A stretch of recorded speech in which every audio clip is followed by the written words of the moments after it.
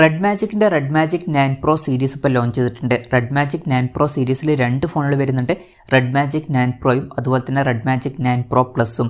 ഇത് gaming smart ഫോണുകളാണ്. ഈ ഒരു വീഡിയോയിൽ നമ്മൾ നോക്കാൻ പോകുന്നത് Redmagic 9 Pro സീരീസിനെ പറ്റിയിട്ടാണ്.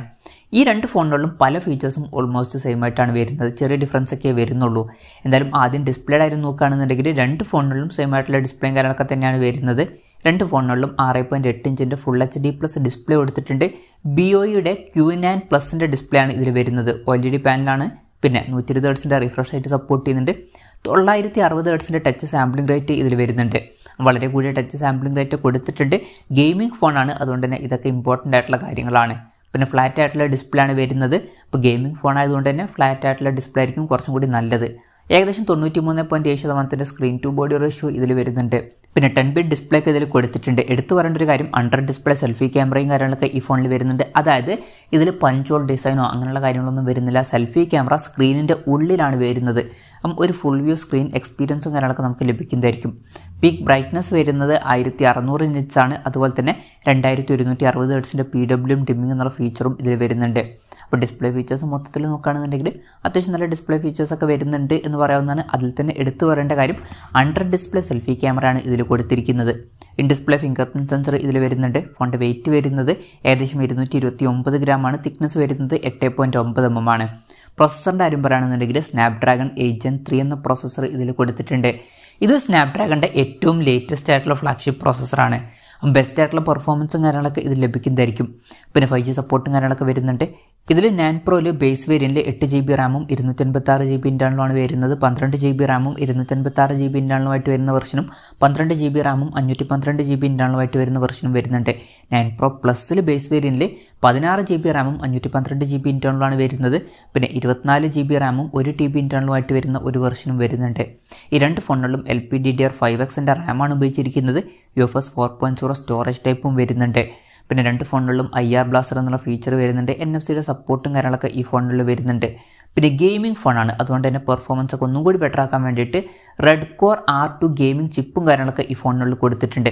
അതുപോലെ തന്നെ ഫോൺ വെട്ട നീറ്റാതിരിക്കാൻ വേണ്ടിയിട്ട് RGB കൂളിംഗ് ഫാനും കാര്യങ്ങളൊക്കെ കൊടുത്തിട്ടുണ്ട്. ബാക്കിൽ RGB ലൈറ്റൊക്കെ വരുന്നുണ്ട്. ഇത് കൂടാതെ കൂളിങ്ങിന് വേണ്ടിയിട്ട് ICE13 കൂളിംഗ് സിസ്റ്റം കൊടുത്തിട്ടുണ്ട്. പിന്നെ ഗെയിമിംഗ് പെർഫോമൻസിന് ബെറ്റർ ആക്കാൻ വേണ്ടിയിട്ട് ഷോൾഡർ കീസും കാര്യങ്ങളൊക്കെ ഇതിൽ വരുന്നുണ്ട്. പിന്നെ സ്റ്റീരിയോ സ്പീക്കേഴ്സും കാര്യങ്ങളൊക്കെ കൊടുത്തിട്ടുണ്ട്. DTS:X അൾട്രയുടെ സൗണ്ട് സപ്പോർട്ട് ചെയ്യുന്നുണ്ട്. 3.5 mm ഓഡിയോ ജാക്കും കൊടുത്തിട്ടുണ്ട്. Android 14 ബേസ് ആയിട്ടുള്ള Redmagic OS സോഫ്റ്റ്വെയർ ആണ് ഈ ഫോണുകളിൽ വരുന്നത്. ക്യാമറയുടെ കാര്യം പറയുകയാണെന്നുണ്ടെങ്കിൽ രണ്ട് ഫോണുകളിലും സെയിം ആയിട്ടുള്ള ക്യാമറ സെറ്റപ്പാണ് വരുന്നത്. രണ്ട് ഫോണുകളിലും ഫോണിൻ്റെ പിന്നിൽ ട്രിപ്പിൾ ക്യാമറ സെറ്റപ്പ് കൊടുത്തിട്ടുണ്ട്. രണ്ട് ഫോണുകളിലും 50 മെഗാപിക്സലിൻ്റെ സാംസങ് GN5ൻ്റെ മെയിൻ ക്യാമറ സെൻസർ കൊടുത്തിട്ടുണ്ട്. OSൻ്റെ സപ്പോർട്ടും കാര്യങ്ങളൊക്കെ വരുന്നുണ്ട്. പിന്നെ രണ്ട് ഫോണുകളിലും 50 മെഗാപിക്സലിൻ്റെ സാംസങ് JN1ൻ്റെ അൾട്രാ വൈഡ് ആംഗിൾ ലെൻസ് കൊടുത്തിട്ടുണ്ട്. ഇതിൻ്റെ ഫീൽഡ് ഓഫ് വരുന്നത് 120 ഡിഗ്രിയാണ്. പിന്നെ മൂന്നാമത് 2 മെഗാപിക്സലിൻ്റെ മാക്രോ ലെൻസും കൊടുത്തിട്ടുണ്ട്.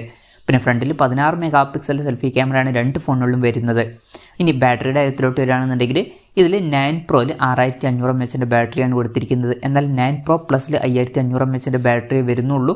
പക്ഷേ 9 Proയിൽ 80 വാട്ടിൻ്റെ ഫാസ്റ്റ് ചാർജ് സപ്പോർട്ട് വരുന്നുള്ളൂ. Pro Plusലോട്ട് വരുമ്പോൾ 125 വാട്ടിൻ്റെ ഫാസ്റ്റ് ചാർജ് സപ്പോർട്ട് വരുന്നുണ്ട്. പിന്നെ രണ്ട് ഫോണുകളിലും Type-C ചാർജിംഗ് പോർട്ടാണ് കൊടുത്തിരിക്കുന്നത്. USB 3.2 Gen 2ൻ്റെ സപ്പോർട്ടും കാര്യങ്ങളൊക്കെ ഇതിൽ വരുന്നുണ്ട്. ബാറ്ററിയുടെ കാര്യത്തിലാണ് ഈ രണ്ട് ഫോണുകളും തമ്മിൽ മെയിൻ ആയിട്ടുള്ള ഡിഫറൻസ് വരുന്നത്. അതുപോലെ തന്നെ റാമിൻ്റെയും ഇൻ്റർനെറ്റിൻ്റെയും കാര്യത്തിലാണ് ഡിഫറൻസ് വരുന്നത്. ബാക്കി ഫീച്ചേഴ്സൊക്കെ ഓൾമോസ്റ്റ് സെയിം ആണ് എന്ന് തന്നെ പറയാവുന്നതാണ്. ഇതൊക്കെയാണ് ഫീച്ചേഴ്സിനെ പറ്റി പറയാനുള്ള കാര്യങ്ങൾ. പിന്നെ ഈ ഒരു സ്മാർട്ട് ഫോണുകൾ ഇപ്പം ഇന്ത്യൻ മാർക്കറ്റിൽ ലോഞ്ച് ചെയ്തിട്ടില്ല. ഇപ്പോൾ ചൈനീസ് മാർക്കറ്റിലാണ് ലോഞ്ച് ചെയ്തിരിക്കുന്നത്. ഇതിൽ 9 Pro എന്നുള്ള സ്മാർട്ട് ഫോൺ വരുന്നത് 4399 എന്ന പ്രൈസിങ്ങിലാണ്. അതായത് 51,700 രൂപ പ്രൈസ് റേഞ്ചിൽ. 9 Pro Plus എന്ന സ്മാർട്ട് ഫോൺ വരുന്നത് 5499 എന്ന പ്രൈസിങ്ങിലാണ്. അതായത് 64,600 രൂപ പ്രൈസ് റേഞ്ചിൽ. ഈ ഫോണുകൾ ഇന്ത്യൻ മാർക്കറ്റിൽ ലോഞ്ച് ചെയ്യുമോ എന്ന് ചോദിച്ചാൽ ചിലപ്പം ലോഞ്ച് ചെയ്തേക്കാം. കൺഫർമേഷൻസ് ഒന്നും ഇപ്പം പുറത്ത് വന്നിട്ടില്ല. അതിനെ പറ്റിയിട്ടുള്ള ന്യൂസുകളൊക്കെ വരുമ്പോൾ അതിനെ പറ്റിയിട്ടുള്ള വീഡിയോസൊക്കെ നമ്മൾ ചെയ്യുന്നതായിരിക്കും. അപ്പം അതുപോലുള്ള വീഡിയോസ് കാണാൻ താല്പര്യമുണ്ടെന്നുണ്ടെങ്കിൽ ഈ ചാനൽ സബ്സ്ക്രൈബ് ചെയ്യാവുന്നതാണ്. പിന്നെ ഇന്ത്യയിൽ ലോഞ്ച് ചെയ്യുകയാണെന്നുണ്ടെങ്കിൽ വില കുറച്ചും കൂടെ കൂടാൻ ചാൻസ് ഉണ്ട്. ചിലപ്പം ഇതിൽ 9 Pro എന്നുള്ള സ്മാർട്ട് ഫോൺ 60,000 രൂപ പ്രൈസ് റേഞ്ചിലും 9 Pro Plus എന്ന സ്മാർട്ട് ഫോൺ 70,000 75,000 രൂപ പ്രൈസ് റേഞ്ചിലായിട്ടും എത്തിയേക്കാം. കൺഫർമേഷൻസ് ഒന്നുമില്ല, ജസ്റ്റ് നമ്മുടെ എക്സ്പെക്റ്റേഷൻ പറഞ്ഞു എന്നേ ഉള്ളൂ.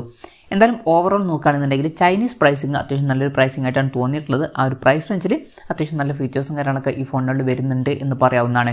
എന്തായാലും Redmagicൻ്റെ 9 Pro സീരീസിനെ പറ്റിയിട്ടുള്ള നിങ്ങളുടെ അഭിപ്രായം ജസ്റ്റ് ഒന്ന് കമൻറ്റ് ചെയ്യുക. അതുപോലെ തന്നെ ഈ സ്മാർട്ട് ഫോണുകൾ ഇന്ത്യൻ മാർക്കറ്റിൽ നിങ്ങൾ ഏത് പ്രൈസിങ്ങിലാണ് എക്സ്പെക്റ്റ് ചെയ്യുന്നത് എന്നുള്ള കാര്യം കൂടി ജസ്റ്റ് ഒന്ന് കമൻറ്റ് ചെയ്യുക.